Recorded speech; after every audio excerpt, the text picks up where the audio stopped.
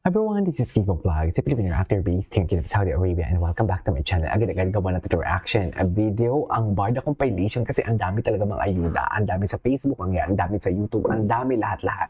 So without further ado, let's start this reaction video. Patingin, ay ang ganda niya talaga. Super ganda niya, no? Grabe, ang ganda niya. Blooming. Blooming na naman ang binibining Clay. Bakit kaya blooming na naman ang binibining Clay? Because baka mag-worried na naman yan, ha? Baka naman mag-worried na naman yung ating binibining Clay kasi maglalaro na naman yung Ginoo natin. Di ba? Kasi naka-line up si Ginoo sa Bounty something. Okay. What's next? Ay, hindi tayo naka-auto ano? Ay, wait lang. Okay, tapos na to. Ay, hindi tapos na to. Maghanap pa tayo. Wait lang. Tingnan natin si... Ay, bakit kapit dito? Barbie Fortesa. I-search natin yung mga ganap ni Barbie Fortesa kahapon. Barney. Bakit naman naging Barney? Di ba? At may ginagawa. Ay, ito. Hello. Ang ganda niya. Blooming talaga siya. Ang ganda niya mag-smile. Ang ganda niya. Nakakalalaki siya. Dahil na na-experience ko na ang husay ng isang Miss Eugene Domingo sa comedy, gusto ko naman siyang makatrabaho sa isang heavy drama talaga. Kasi heavy drama. Husay niya rin talagang actress. Isa siya sa mga versatile. Mahusay talaga actually. And alam ni Madam yan. And now Madam, I am so Madam ang tawag. also call her my friend. Speaking of Okay. Madam, of course, ka-work mo si Madam Charo. Ano naman yung, ano yung pinaka-natutunan mo working with Madam Charo sa Until She Remembers? Okay. Ang natutunan ko po kay Ang ganda niya talaga. Nakakamangha. kung paano makisama sa mga tao kahit gaano kang kataas. Marunong kang makisama mula sa pinakamababa hanggang sa pinakamataas na posisyon sa set. Pero, Wala kang pinag-iintay na tao.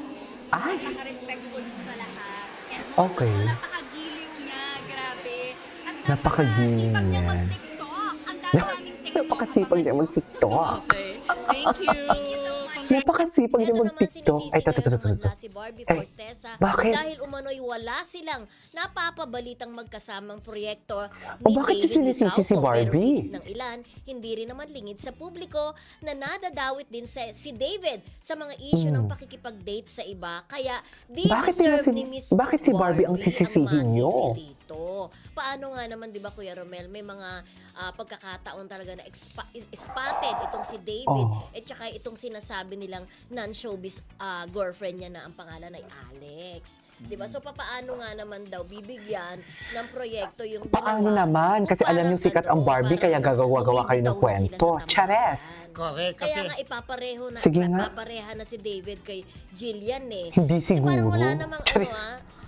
wala naman ako nakikita na upcoming project ng dalawa, di ba? Kasi siguro sa tingin ko Parang French, nawalan sila ng gana sa isa't oo, isa. Ano siguro alam na rin ng management nila na malabo ng tangkilikin pa ang love team ng Barda dahil nga, ayan nga, di ba, hindi man umamin na naging jowa niya sino ba to, yung lalaki? Si Jameson Jameson. Blake. Na Ah. ilang beses silang nalilig, lagi silang nakikita. Spotted together kung saan sa mga takbo-takbuhan, mga ranranan, di ba? Okay. Tapos Sayang- hindi na spotted isang araw, hindi na spotted. Dahil nga di umano. Tapos nung tinanong si Barbie ay wag na natin pag-usapan, iwas na. Oo. Ayaw nang tanungin tungkol kay Jameson. Samantalang dati kilig-kiligan. Oh, kilig-kiligan. So parang sinasabi, sila yung naging magjowa na naghiwalay rin. Pero wala pa rin inaamin na naging sila at naghiwalay. At diba? nag-iwasan Okay. na lang. Oo, di ba? Nag-ibas- Kasi pero makikita mo dati sa parking, di ba? Parang after nung premiere night yata ni ni Barbie, tumatakbo-takbo pa siya doon sa Pakinggan diba? natin sila. Sa parking. Charis. Pero alam mo- Naghihintay si Jason, tapos yakapan, di ba? Pero nasasayangan talaga ako kasi may following na talaga at malaki ang fandom. Parang, ng di ba ano Barda. naman yun? ng Barda. Fan service? Parang pwede bang maging mag-love team sila kasi ang ano lang din kasi nakakasad din yung mga ibang fanay kasi hindi lang love team ang gusto nila sa Barda na sa totoong buhay gusto nila sila din ang magkarelasyon at nadidismaya sila kapag kasi Barbie nalilink sa iba kapag si David nalilink sa iba. Alam Kaya mo, hindi bumibitaw sila sila. Kaya parang nalilink. feeling ko Hindi sila nalilink. What we are ang problema kasi,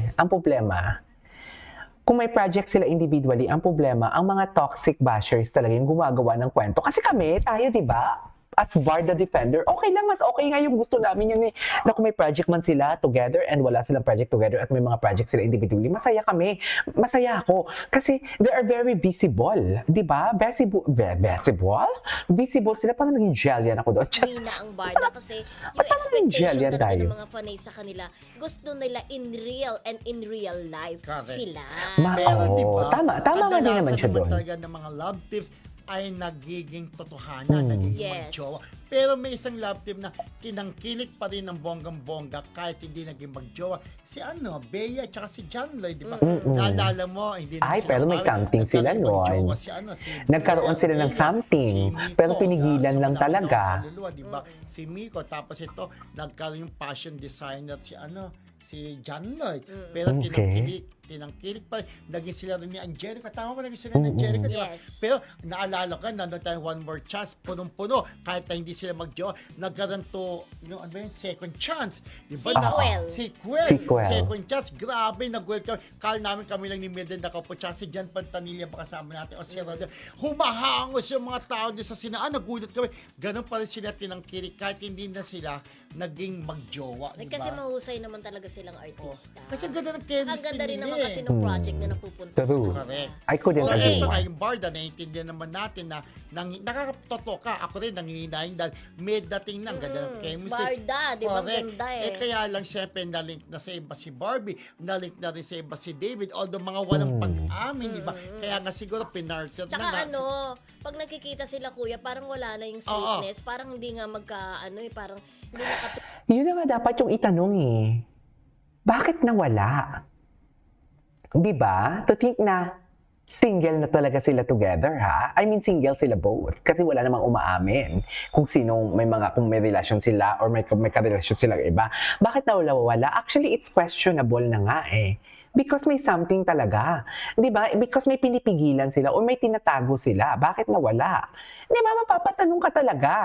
Tulad nung dati, Correct. parang meron Di ba pa silang katulad ng effort na exactly magpili. actually totoo Diba? yan pero ngayon, dapat pag nagkita on the sila, other wala side lang. Meron nga, di on the ba? other side kailangan talagang maitanong nila dapat yan sa sarili nila eh di ba?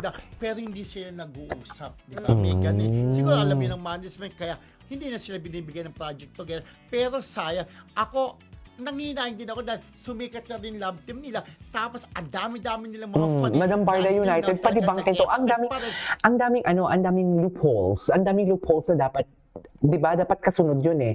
Na pag nakikita sila parang wala lang, pero dapat may kasunod 'yun eh. Kung commentator ka talaga na parang wala kang pinapanigan, dapat magsasabi ka talaga na parang bakit ganito? Bakit kung wala, dati may mga boyfriend naman sila pero ang sweet nila pero ngayon parang wala na lang. Bakit gano'n? Bakit nangyari gano'n? Kailangan magbigay din sila ng analysis nila and thoughts and opinions. Union project ang Barda. Pero ang Pwede nakikita ko panoorin dito, yun. ang pinupush talaga nila is wala ng sweetness. Yun eh.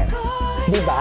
Anyways, that is our for today's video from Barda. This is Kiyo Vlogs and see you in my next vlog. Bye!